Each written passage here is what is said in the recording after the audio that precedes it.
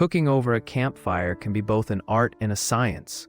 First, prepare your firewood. Use dry kindling for a good base. Once the flames are stable, you can use a grill grate to place your cookware directly above. For a more rustic method, try wrapping your food in leaves and placing it in the coals. Think of it as nature's oven.